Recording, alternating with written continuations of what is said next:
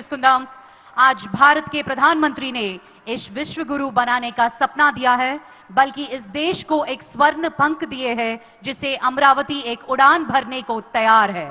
भारत के विश्वकर्मा कहा जाने वाले भारत के प्रधानमंत्री श्री नरेंद्र मोदी जी भारत के उम्मीद है, भारत के आशा है, भारत का हौसला है और भारत के घर घर में और हमारे दिल में रहते हैं।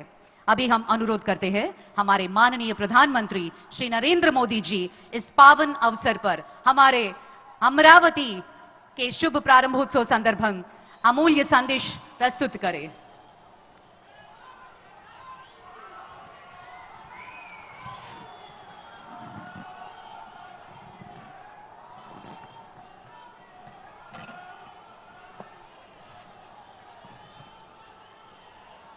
तल्ली दुर्गा भवानी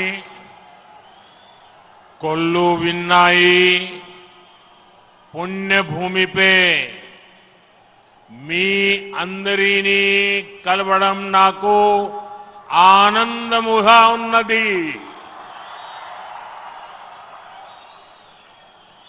आंध्र प्रदेश के राज्यपाल सैयद अब्दुल नजीर जी, मुख्यमंत्री मेरे मित्र श्री चंद्रबाबू नायडू जी, केंद्रीय कैबिनेट के मेरे सहयोगी मंत्रीगण, डिप्टी सीएम ऊर्जावान पवन कल्याण जी, राज्य सरकार के मंत्रीगण, सभी सांसद और विधायकगण और आंध्र प्रदेश के मेरे प्यारे भाइयों और बहनों, आंध्र प्रदेश गवर्नर सैयद अब्दुल नजीर गारू, मुख्यमंत्री ना मित्रुलु चंद्रबाबु नायडू गारू, केंद्र मंत्रिवर्गंलो ना सहचर मंत्रुलु, डिप्यूटी मुख्यमंत्री शक्तिवंतुडु पवन कल्याण गारू, राष्ट्र मंत्रुलु, ఎంపీలు, ఎమ్మెల్యేలు మరియు ఆంధ్రప్రదేశ్ రాష్ట్రానికి చెందిన నా ప్రియమైన సోదర సోదరీమణులారా, आज जब मैं इस अमरावती की पुण्य भूमि पर खड़ा हूं तो मुझे केवल एक शहर नहीं दिख रहा, मुझे एक सपना सच होते दिख रहा है। एक नया अमरावती, एक नया आंध्र। अमरावती वो धरती है जहां परंपरा और प्रगति दोनों साथ चलते हैं, जहां बौद्ध विरासत की शांति भी है और विकसित भारत के निर्माण की ऊर्जा भी है। आज यहां करीब 60,000 करोड़ रुपए के प्रोजेक्ट का शिलान्यास और लोकार्पण किया गया है। ये प्रोजेक्ट सिर्फ कंक्रीट का निर्माण नहीं है, ये आंध्र प्रदेश की आकांक्षाओं की, विकसित भारत की उम्मीदों की मजबूत नींव भी है। मैं भगवान वीरभद्र, भगवान अमरलिंगेश्वर और तिरुपति बालाजी के चरणों में प्रणाम करते हुए आंध्र प्रदेश की सम्मानित जनता को बहुत बहुत बधाई देता हूं। मुख्यमंत्री चंद्रबाबू नायडू गारू और पवन कल्याण जी को भी मैं बहुत बहुत शुभकामनाएं देता हूं। అమరావతి అనే పుణ్యభూమిపై ఈ రోజు నేను నిలబడి ఉన్నప్పుడు నాకు కనిపిస్తున్నది ఒక నగరం మాత్రమే కాదు, నాకు ఒక కల నిజమవుతుంది అన్న భావన కలుగుతుంది। ఒక కొత్త అమరావతి, ఒక కొత్త ఆంధ్రప్రదేశ్। అమరావతి అంటే సాంప్రదాయం మరియు పురోగతి కలిసి నడిచే భూమి। ఇక్కడ బౌద్ధ వారసత్వం యొక్క శాంతి ఉంది, అలాగే వికసిత భారతదేశాన్ని నిర్మించుకోగలిగిన శక్తి కూడా ఉంది। ఇవాళ సుమారు 60,000 కోట్ల రూపాయల విలువైన ప్రాజెక్టులకి శంకుస్థాపనలు మరియు ప్రారంభోత్సవ కార్యక్రమాలు చేస్తున్నాం। ఇవి కేవలం కాంక్రీట్ నిర్మాణాలు మాత్రమే కావు, ఇవి ఆంధ్రప్రదేశ్ ఆశలకు మరియు వికసిత భారతదేశ ఆశయాలకు ఒక బలమైన పునాది వేయబోతుంది. నేను వీరభద్ర స్వామికి, అమరలింగేశ్వర స్వామికి మరియు తిరుపతి వెంకన్న స్వామికి వారి పాదాలకి నమస్కరిస్తూ ఆంధ్రప్రదేశ్ ప్రజలకు హృదయపూర్వక శుభాకాంక్షలు తెలియజేసుకుంటున్నాను. అలానే ముఖ్యమంత్రి చంద్రబాబు నాయుడు గారికి, పవన్ కళ్యాణ్ గారికి నా ప్రత్యేక శుభాకాంక్షలు తెలియజేస్తున్నాను. साथियों, हम सब जानते हैं इंद्रलोक की राजधानी का नाम अमरावती था और अब अमरावती आंध्र प्रदेश की राजधानी है। ये सिर्फ संयोग नहीं है, ये स्वर्ण आंध्रा के निर्माण का भी शुभ संकेत है। स्वर्ण आंध्रा विकसित भारत की राह को मजबूत करेगा और अमरावती स्वर्ण आंध्रा के विजन को ऊर्जा देगी। अमरावती केवलम ओक नगरम का दो, अमरावती ओक शक्ति आंध्र प्रदेश नो आधुनिक प्रदेश का मार्चे शक्ति आंध्र प्रदेश नो अधुनातन प्रदेश गा मार्चे शक्ति। మిత్రులారా, ఇంద్రుడు తాలూకా రాజధాని పేరు అమరావతి అని మన అందరికీ కూడా తెలుసు. ఇప్పుడు అమరావతి మన ఆంధ్రప్రదేశ్ రాష్ట్రానికి రాజధానిగా నిలిచింది. ఇది కేవలం యాదృచ్ఛికం కాదు, ఇది స్వర్ణ ఆంధ్రప్రదేశ్ రాష్ట్ర నిర్మాణానికి శుభ సూచకం అనేది తెలియజేస్తున్నాను. స్వర్ణాంధ్ర వికసిత భారతదేశ సంకల్పానికి బలమిస్తుంది. అలానే అమరావతి మన స్వర్ణాంధ్ర విజన్ కు శక్తినిస్తుంది. అమరావతి అంటే కేవలం ఒక నగరం కాదు, అమరావతి ఒక శక్తి. ఆంధ్రప్రదేశ్ కు ఆధునిక ఆంధ్రప్రదేశ్ గా అధునాతన ఆంధ్రప్రదేశ్ గా మార్చే శక్తి అని తెలియజేస్తున్నాను. साथियों, अमरावती एक ऐसा शहर होगा जहां आंध्र प्रदेश के हर नौजवान के सपने साकार होंगे। Information technology, artificial intelligence, green energy, clean industry, शिक्षा और स्वास्थ्य, आने वाले कुछ सालों में इन सारे सेक्टर में अमरावती एक लीडिंग सिटी बनकर खड़ा होगा। इन सारे सेक्टर्स के लिए जो भी इंफ्रास्ट्रक्चर जरूरी होगा, केंद्र सरकार उसे रिकॉर्ड स्पीड से पूरा करने में राज्य सरकार की पूरी मदद कर रही है। మిత్రులారా, అమరావతి అనేది ప్రతి ఆంధ్ర యువకుడి కలలు నిజమయ్యే నగరంగా తయారవబోతుంది. Information technology, artificial intelligence, green energy, clean industries, విద్య, ఆరోగ్య రంగాల్లో రానున్న రోజుల్లో అమరావతి దేశంలోనే ప్రధాన నగరంగా నిలవబోతుంది.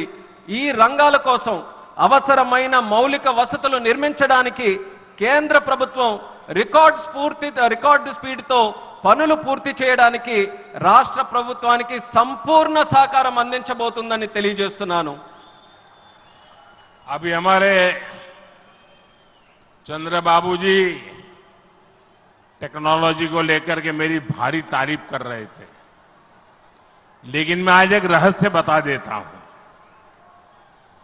जब मैं गुजरात में नया मुख्यमंत्री बना तो मैं बाबू हैदराबाद में बैठ करके किस किस प्रकार के इनिशिएटिव ले रहे हैं उसका बड़ा बारीकी से अध्ययन करता था और मैं उसमें से बहुत कुछ सीखता था और उसे आज मुझे लागू करने का अवसर मिला है, मैं लागू कर रहा हूं। ఇప్పుడు చంద్రబాబు గారు మీ అందరి ముందు నాకు టెక్నాలజీ నాతో మొదలైందన్నట్టుగా ప్రశంసిస్తున్నారు. కానీ నేను మీ అందరికీ కూడా ఒక రహస్యం చెప్తాను. నేను సరికొత్తగా ముఖ్యమంత్రి అయినటువంటి రోజుల్లో గుజరాత్లో ఉన్నప్పుడు అప్పుడు చంద్రబాబు నాయుడు గారు ఆంధ్రప్రదేశ్లో హైదరాబాద్లో ఐటీని ఏ రకంగా డెవలప్ చేస్తున్నారో నేను క్లోజ్గా అబ్జర్వ్ చేసి అధికారులను కూడా పెట్టి అబ్జర్వ్ చేయించి ఆ రోజు నేను చాలా దగ్గరగా తెలుసుకున్నటువంటి విషయాలు మళ్ళీ తిరిగి ఈ రోజు ఆంధ్రప్రదేశ్కి వచ్చి మళ్ళీ మీ అందరి ముందు ఈ రోజు నేను చేయగలుగుతున్నానన్నది తెలియజేస్తున్నాను. और मैं अपने अनुभव से कहता हूं, फ्यूचर टेक्नोलॉजी हो, बहुत बड़े स्केल पर काम करना हो और जल्दी से इसे जमीन पर उतारना हो तो वो काम चंद्रबाबू उत्तम से उत्तम तरीके से कर सकते हैं. అలాగే నా అనుభవంతో చెప్తున్నాను, పెద్ద స్కేల్లో ప్రాజెక్టులు చేయాలన్నా, తొందరగా అవి పూర్తి చేయాలన్నా, మంచి క్వాలిటీతో అవన్నీ కూడా పూర్తి చేయాలన్నా దేశంలో చంద్రబాబు నాయుడు గారి కంటే దాంట్లో మిన్న మరెవ్వరూ కూడా లేరు అనేది ఈ సభాముఖంగా తెలియజేస్తున్నాను. साथियों, 2015 में मुझे प्रजा राजधानी का शिलान्यास करने का अवसर मिला था. बीते सालों में केंद्र सरकार ने हर प्रकार से अमरावती के लिए मदद दी है. यहां बेसिक इंफ्रास्ट्रक्चर के निर्माण के लिए सभी कदम उठाए गए हैं. अब चंद्रबाबू गारू के नेतृत्व में राज्य सरकार बनने के बाद सारे ग्रह जो लगे थे अब हट गए हैं. यहां विकास कार्यों में तेजी आ गई है. हाई कोर्ट, विधानसभा, सेक्रेटेरिएट, राजभवन, ऐसी कई जरूरी बिल्डिंग बनाने के कामों को भी प्राथमिकता दी जा रही है. మిత్రులారా, 2015లో ప్రజల రాజధానిగా అమరావతికి నేను శంకుస్థాపన చేశాను. గత 10 ఏళ్లలో కేంద్ర ప్రభుత్వం అమరావతికి అన్ని రకాలుగా మద్దతుగా నిలిచింది. ఇక్కడ మౌలిక వసతుల నిర్మాణానికి అవసరమైన ప్రతి అడుగు కూడా వేసింది. ఇప్పుడు చంద్రబాబు నాయుడు గారి నాయకత్వంలో ప్రభుత్వం ఏర్పడిన తర్వాత అభివృద్ధి మరింత వేగంతో ముందుకు వెళ్తుంది. ఇక్కడ హైకోర్టు, అసెంబ్లీ, సచివాలయం, రాజ్భవన్ వంటి అవసరమైన నిర్మాణాలకు ప్రస్తుతం ప్రాధాన్యత ఇస్తుంది. साथियों, एनटीआर गारू ने विकसित आंध्र प्रदेश का सपना देखा था. हमें मिलकर अमरावती को, आंध्र प्रदेश को विकसित भारत का ग्रोथ इंजन बनाना है. हमें एनटीआर गारू का सपना पूरा करना है. चंद्रबाबू गारू, ब्रदर पवन कल्याण, इदी मनमू చెయ్యాలి, ఇది మనమే చెయ్యాలి. మిత్రులారా, ఎన్టీఆర్ గారు వికసిత్ ఆంధ్రప్రదేశ్ కోసం కల కన్నారు. మనమందరం కలిసి అమరావతి మరియు ఆంధ్రప్రదేశ్ని వికసిత భారతదేశానికి గ్రోత్ ఇంజిన్ గా తయారు చేయాలి. మనం ఎన్టీఆర్ గారి కలల్ని నిజం చేయాలి. నారా చంద్రబాబు నాయుడు గారు, అలాగే సోదరులు పవన్ కళ్యాణ్ గారు, ఇది మనం చేయాలి, ఇది మనమే చేయాలి. साथियों, बीते 10 सालों में भारत ने देश में फिजिकल, डिजिटल और सोशल इंफ्रास्ट्रक्चर पर विशेष बल दिया है. भारत आज दुनिया के उन देशों में शामिल है जहां का इंफ्रास्ट्रक्चर तेज गति से आधुनिक हो रहा है. इसका फायदा आंध्र प्रदेश को भी मिल रहा है. आज भी रेल और रोड से जुड़े हजारों करोड़ के प्रोजेक्ट आंध्र प्रदेश को मिले हैं. మిత్రులారా, గత 10 ఏళ్లలో భారతదేశం ఫిజికల్, డిజిటల్ మరియు సోషల్ ఇన్ఫ్రాస్ట్రక్చర్ పై ప్రత్యేక దృష్టి సారించింది. ఇప్పుడు భారత్ ప్రపంచంలో అత్యంత వేగంగా మౌలిక వసతులు అభివృద్ధి చెందుతున్నటువంటి దేశాల్లో ఒకటిగా నిల్చుంది. ఇది ఆంధ్రప్రదేశ్కు కూడా ప్రయోజనంగా మారబోతుంది. ఈ రోజు కూడా రైల్ మరియు రోడ్డు ప్రాజెక్టులలో రాష్ట్రానికి వేల కోట్ల రూపాయలు కేంద్రం తరపున అందించడం జరుగుతుంది. यहां आंध्र प्रदेश में कनेक्टिविटी का नया अध्याय लिखा जा रहा है.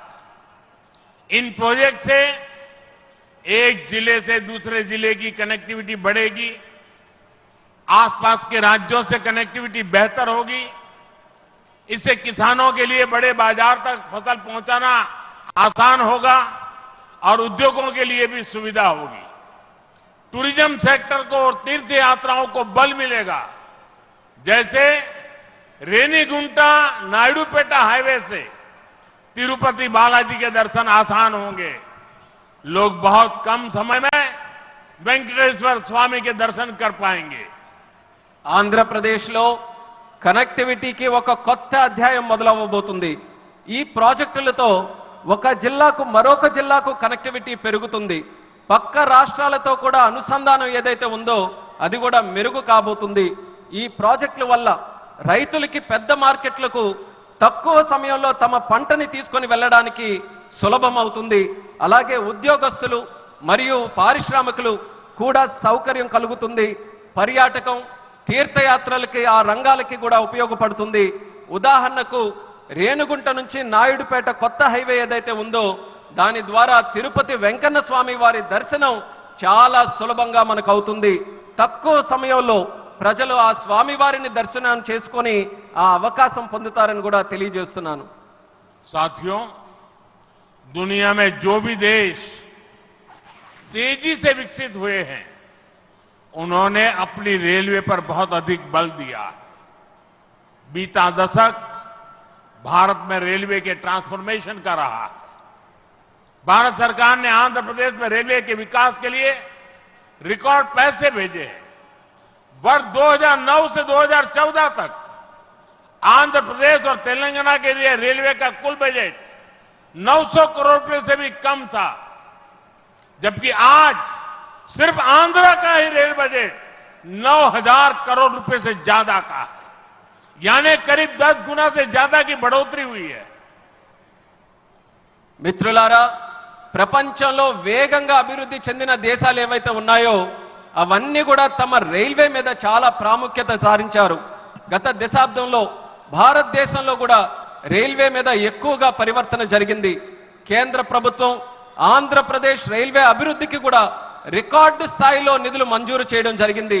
2009 నుంచి 14 వరకు ఆంధ్రప్రదేశ్ మరియు తెలంగాణ కలిసి ఉన్నప్పుడు రాష్ట్రం తాలూకా బడ్జెట్ కేవలం 900 కోట్లు కూడా ఉండేది కాదు. కానీ ఇప్పుడు కేవలం ఆంధ్రప్రదేశ్కు మాత్రమే రైల్వే బడ్జెట్ 9000 కోట్ల దాటి ఈ రోజు అందిస్తున్నాం. అంటే ముందు కంటే 10 రెట్లు ఎక్కువ బడ్జెట్ అభివృద్ధి జరుగుతుందని తెలియజేస్తున్నాను. साथियों, रेलवे के बढ़े हुए बजट से आंध्र प्रदेश में रेलवे का 100% इलेक्ट्रिफिकेशन हो चुका है। यहां 8 जोड़ी आधुनिक वंदे भारत ट्रेनें चल रही है। साथ ही आधुनिक सुविधाओं वाली अमृत भारत ट्रेन भी आंध्र प्रदेश से होकर गुजरती है। बीते 10 साल में आंध्र प्रदेश में 750 से अधिक रेल फ्लाईओवर और अंडरपास बनाए गए हैं। इसके अलावा आंध्र प्रदेश के 70 से ज्यादा रेलवे स्टेशनों को अमृत भारत स्टेशन योजना के तहत विकसित किया जा रहा है।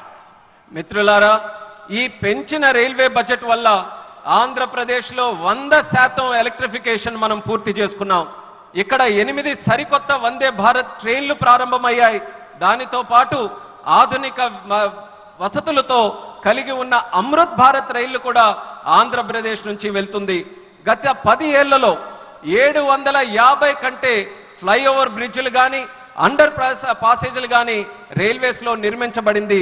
అంతేకాకుండా 70కి పైగా రైల్వే స్టేషన్లు మన ఆంధ్రప్రదేశ్ రాష్ట్రంలో అమృత్ భారత్ స్టేషన్ పథకం కింద అభివృద్ధి కూడా చేస్తున్నామని తెలియజేస్తున్నాను. साथियों, इंफ्रास्ट्रक्चर के लिए जब इतने सारे काम होते हैं तो उसका बहुत मल्टीप्लायर इफेक्ट होता है। इंफ्रास्ट्रक्चर के निर्माण में जो रॉ मटेरियल लगता है उसे मैन्युफैक्चरिंग इंडस्ट्री को बल मिलता है। सीमेंट का काम हो, स्टील का काम हो, ट्रांसपोर्टेशन का काम हो, ऐसे हर सेक्टर को इससे फायदा होता है। इंफ्रास्ट्रक्चर विकास का सीधा लाभ हमारे नौजवानों को होता है, उन्हें ज्यादा रोजगार मिलते हैं। आंध्र प्रदेश के भी हजारों युवाओं को इन इंफ्रा प्रोजेक्ट से रोजगार के नए मौके मिल रहे हैं। మిత్రులారా, ఇంత భారీ స్థాయిలో మౌలిక వసతులు అభివృద్ధి జరగడం వల్ల ఆర్థిక వ్యవస్థలో మల్టీప్లయర్ ఎఫెక్ట్ ఏర్పడుతుంది. నిర్మాణ రంగంలో కావలసిన రా మెటీరియల్స్ సిమెంట్ అయినా స్టీల్ అయినా రవాణా వంటి రంగాలకు గణనీయమైన డిమాండ్ ఏర్పడుతుంది. దీనివల్ల తయారీ పరిశ్రమలకు బలం ఏర్పడుతుంది. ఈ పరిశ్రమల ద్వారా మన యువతకు నేరుగా ఉద్యోగ అవకాశాలు పెరుగుతాయి. ఆంధ్రప్రదేశ్లో వేలాది మంది యువకులకు ఈ ప్రాజెక్టుల వల్ల సరికొత్త ఉపాధి అవకాశాలు కూడా లభిస్తాయని తెలియజేస్తున్నాను. साथियों, मैंने लाल किले से कहा था कि विकसित भारत का निर्माण गरीब, किसान, नौजवान और नारी शक्ति इन 4 पिलर्स पर होगा. एनडीए सरकार की नीति के केंद्र में 4 पिलर सबसे अहम है. हम विशेषकर किसानों के हितों को बड़ी प्राथमिकता देते हुए काम कर रहे हैं. किसानों की जेब पर बोझ न पड़े और इसलिए बीते 10 सालों में केंद्र सरकार ने सस्ती खाद देने के लिए करीब 12 लाख करोड़ रुपए खर्च किए. हजारों नए और आधुनिक बीज भी किसानों को दिए. पीएम फसल बीमा स्कीम के तहत आंध्र प्रदेश के किसानों को अब तक 5,500 करोड़ रुपए का क्लेम मिल चुका है. पीएम किसान सम्मान निधि के तहत भी आंध्र के लाखों किसानों के खाते में 17,500 करोड़ रुपए से ज्यादा पहुंचे हैं. మిత్రులారా, నేను ఎర్రకోట నుంచి స్పష్టంగా చెప్పాను, వికసిత్ భారత్ నిర్మాణం కావాలంటే పేదవాడు, రైతు, యువకుడు, మహిళా శక్తి ఈ 4 స్తంభాలపై ఆధారపడి ఉంటుంది. ఎన్డీఏ ప్రభుత్వ విధానాల్లో కూడా ఈ 4 స్తంభాలు కేంద్ర బిందువుగా పెట్టుకొని పనిచేస్తున్నాం. రైతు ప్రయోజనాలు అత్యంత ప్రాధాన్యత తీసుకుంటూ మేమందరం కూడా కేంద్రంలో పనిచేస్తున్నాం. రైతు జేబులకి భారం పడకుండా ఆ ఉద్దేశంతో గత 10 ఏళ్లలో ఎరువుల కోసం ఏకంగా 12 లక్షల కోట్ల రూపాయలు ఖర్చు కేంద్ర ప్రభుత్వం చేసింది. 1000కి పైగా సరికొత్త మరియు ఆధునిక విత్తనాలు కూడా రైతులకి అందించబడ్డాయి. పీఎం పంట బీమా యోజన కింద ఆంధ్రప్రదేశ్ రైతులకు ఇప్పటి వరకు 5,500 కోట్లు నష్టపరిహారం కూడా చెల్లించాం. పీఎం కిసాన్ సమ్మాన్ నిధి ద్వారా లక్షలాది మంది ఆంధ్రప్రదేశ్ రైతుల ఖాతాల్లో 17,500 కోట్ల వరకు వాళ్ళందరికీ కూడా నిధులు జమ చేశామన్నది గర్వంగా తెలియజేస్తున్నాను. साथियों, आज पूरे देश में सिंचाई के प्रोजेक्ट्स का जाल बिछाया जा रहा है. रिवर लिंकिंग का काम भी, उसका अभियान भी शुरू किया गया है. हमारा लक्ष्य है कि हर खेत को पानी मिले, किसानों को पानी की दिक्कत ना हो. यहां नई सरकार बनने के बाद पोलवरम प्रोजेक्ट में भी नई गति आई है. आंध्र प्रदेश के लाखों करोड़ों लोगों का इस प्रोजेक्ट से जीवन बदलने वाला है. पोलवरम प्रोजेक्ट तेजी से पूरा हो, इसके लिए केंद्र के एनडीए सरकार से राज्य सरकार को पूरी मदद दी जा रही है. మిత్రులారా, దేశవ్యాప్తంగా ఇరిగేషన్ ప్రాజెక్టులు నిర్మిస్తున్నాం. అలాగే నదుల అనుసంధాన కార్యక్రమం కూడా మేము ప్రారంభించాం. మా లక్ష్యం ప్రతి పొలానికి నీరు అందించాలి. రైతుకి నీటి సమస్య అనేది రాకూడదు. ఇప్పుడు రాష్ట్రంలో ఎన్డీఏ ప్రభుత్వం ఏర్పడిన తర్వాత పోలవరం ప్రాజెక్టు పనుల్లో కూడా వేగం మరింత పుంజుకుంది. ఈ ప్రాజెక్టు ద్వారా లక్షలాది కోట్లాది మంది ప్రజలు, రైతుల తాలూకా జీవితం మారబోతుంది. పోలవరం ప్రాజెక్టు త్వరగా పూర్తవ్వాలని కేంద్ర ఎన్డీఏ ప్రభుత్వం అలాగే రాష్ట్ర ఎన్డీఏ ప్రభుత్వం పూర్తిగా సహకారంతో కలిసిమెలిసి పనిచేస్తాయని తెలియజేస్తున్నాను. साथियों, आंध्र की धरती ने दशकों से भारत को स्पेस पावर बनाने में बहुत बड़ी भूमिका निभाई है. श्रीहरिकोटा से जब जब कोई मिशन लॉन्च होता है तो कोटि कोटि भारतीयों को गर्व से भर देता है. करोड़ों भारतीय नौजवानों को यह क्षेत्र स्पेस के प्रति आकर्षित करता रहा है. अब आज देश को, हमारे डिफेंस सेक्टर को मजबूत करने वाला नया संस्थान भी मिला है. कुछ देर पहले हमने डीआरडीओ की नई मिसाइल टेस्टिंग रेंज की आधारशिला रखी है. नागया लंका में बनने जा रही नवदुर्गा टेस्टिंग रेंज मां दुर्गा की तरह देश की डिफेंस पावर को शक्ति देगी। मैं इसके लिए भी देश के वैज्ञानिकों को, आंध्र प्रदेश के लोगों को बधाई देता हूं। మిత్రులారా, మన ఆంధ్ర భూమి దశాబ్దాలుగా భారతదేశానికి అంతరిక్ష శక్తి అవతరించడంలో ప్రధాన పాత్ర పోషిస్తుంది. శ్రీహరికోట నుంచి లాంచ్ అయ్యే ప్రతి రాకెట్ ప్రయోగం కోట్లాది మంది భారతీయుల్ని గర్వపడేలా చేస్తుంది. అలాగే కోట్లాది మంది భారతదేశ యువకులను ఈ అంతరిక్ష రంగం ఇప్పుడు ఆకర్షిస్తుంది. ఇప్పుడు దేశ రక్షణను బలోపేతం చేసే ఒక కొత్త సంస్థను కూడా మనం ప్రారంభిస్తున్నాం. కొద్దిసేపటి క్రితం DRDO Navadurga missile launching range కి శంకుస్థాపన చేశాం. నాగాయలంకలో నిర్మించబోయే ఈ కేంద్రం మన కనకదుర్గమ్మల దేశ రక్షణకు శక్తిని నిరంతరం కూడా ఇస్తుంది. ఇందుకు శాస్త్రవేత్తలకు, ఆంధ్ర రాష్ట్ర ప్రజలకు హృదయపూర్వకమైనటువంటి అభినందనలు నేను తెలియజేస్తున్నాను. साथियों, आज भारत की ताकत सिर्फ हमारे हथियार ही नहीं है, बल्कि हमारी एकता भी है। एकता का यही भाव हमारे एकता मॉल्स में मजबूत होता है। देश के अनेकों शहरों में एकता मॉल्स बनाए जा रहे हैं। मुझे खुशी है कि अब विशाखापट्टनम में भी एकता मॉल बनेगा। इस एकता मॉल में देश भर के कारीगरों, हस्तशिल्पियों के बड़े प्रोडक्ट एक ही छत के नीचे मिलेंगे। ये भारत की डायवर्सिटी से सबको जोड़ेगा। एकता मॉल से लोकल इकोनॉमी को भी गति मिलेगी और एक भारत श्रेष्ठ भारत की भावना की भी और अधिक मजबूत होगी। మిత్రులారా, ఈ రోజు భారత్ యొక్క శక్తి కేవలం ఆయుధాల్లోనే లేదు, మన ఐక్యతలో కూడా ఉంటుంది. ఈ ఐక్యత భావమే మన ఏక్తా మాల్స్ కు మరింత బలోపేతం చేస్తుంది. దేశంలో అనేక నగరాల్లో ఈ మాల్స్ ని మనం నిర్మించబోతున్నాం. ఇప్పుడు విశాఖపట్నంలో కూడా ఒక ఏక్తా మాల్ నిర్మించడం కోసం మనం ఈ రోజు శంకుస్థాపన చేశాం. దానికి నాకెంతో ఆనందంగా ఉంది. ఇక్కడ దేశవ్యాప్తంగా ఉన్న హస్త కళాకారులు వాళ్ళ ఉత్పత్తులు ఒకే చోట అందుబాటులో మనకు ఉంటాయి. ఈ మాల్ భారత వైవిధ్యాన్ని అనుసంధానిస్తుంది. లోకల్ ఎకానమీకి కూడా ప్రోత్సాహం ఇచ్చేలా ఈ మాల్ నడుస్తుంది. అలాగే ఏక్ భారత్ శ్రేష్ఠ భారత్ అనే భావనను మరింత బలోపేతం చేస్తుందని తెలియజేస్తున్నాను. साथियों, अभी हमने चंद्रबाबू जी को सुना। उन्होंने 21 जून अंतर्राष्ट्रीय योगा दिवस की चर्चा की। मैं चंद्रबाबू का, आंध्र की सरकार का और आंध्र के लोगों का आभारी हूं कि आपने अंतर्राष्ट्रीय योग दिवस के लिए देश का प्रमुख कार्यक्रम आंध्र में करने के लिए निमंत्रण दिया।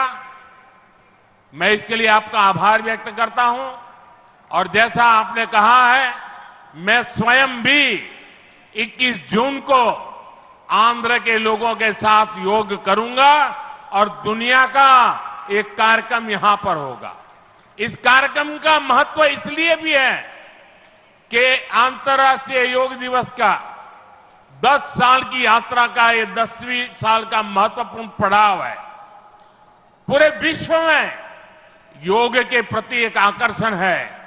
इस बार पूरी दुनिया 21 जून को आंध्र की तरफ देखेगी और मैं चाहूंगा कि आने वाले 50 दिन पूरे आंध्र में योग को लेकर के एक जबरदस्त वातावरण बने, स्पर्धाएं हो और वर्ल्ड रिकॉर्ड करने का काम आंध्र प्रदेश करके पूरी दुनिया को चकित कर दे।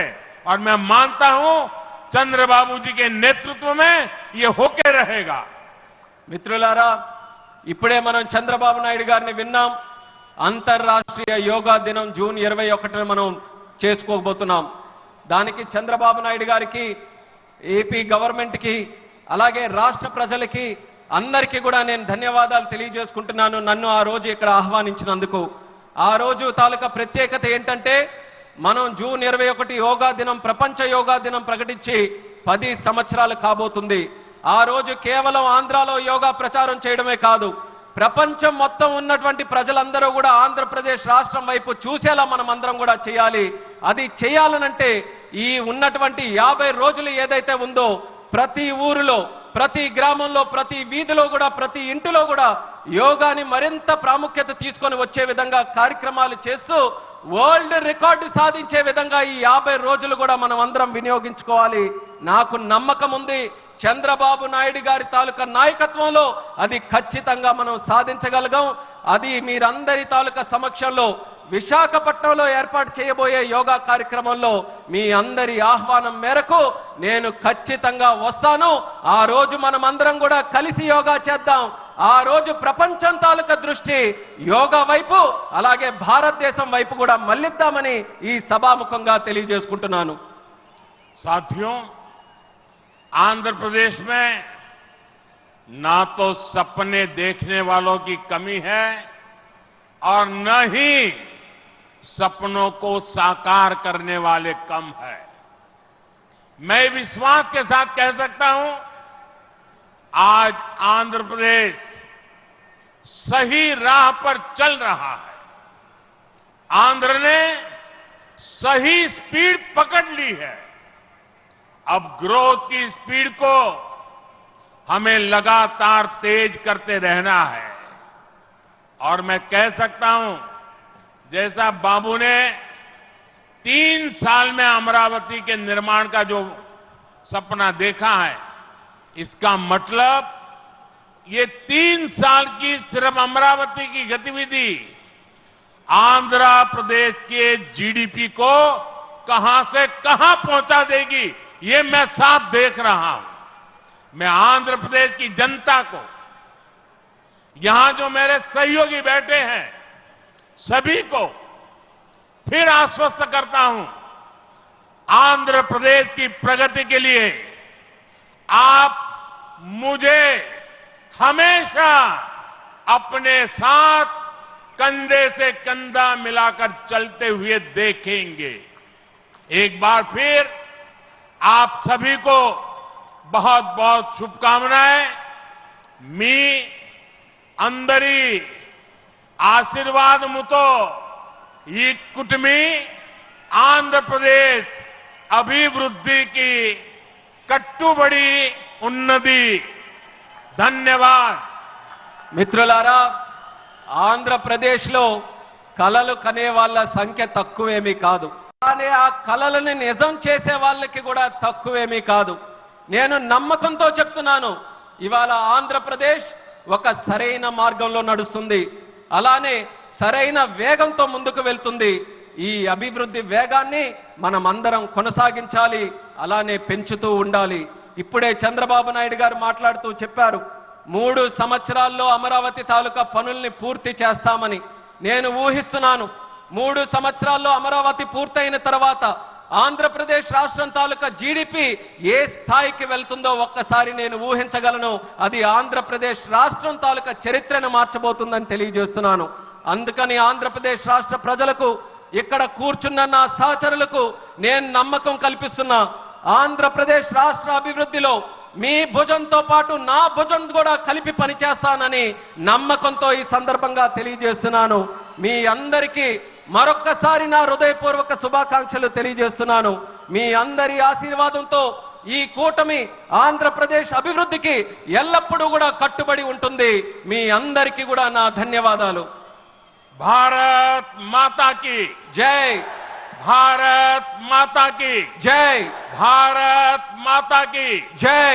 वंदे మాతరం. वंदे మాతరం. वंदे మాతరం. वंदे మాతరం. वंदे మాతరం. वंदे మాతరం. वंदे మాతరం. वंदे మాతరం.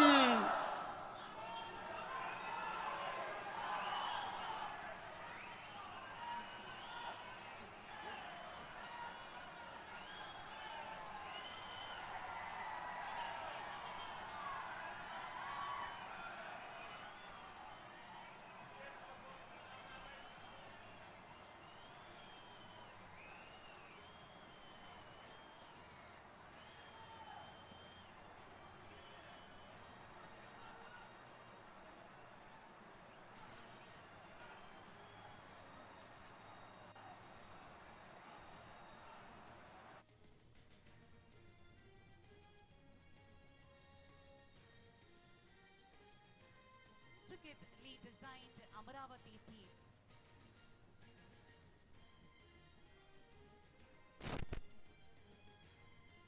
ప్రధాని గారి పోర్ట్రేట్ ని మొమెంటో రూపంలో అందిస్తున్నారు ముఖ్యమంత్రి వర్యులు.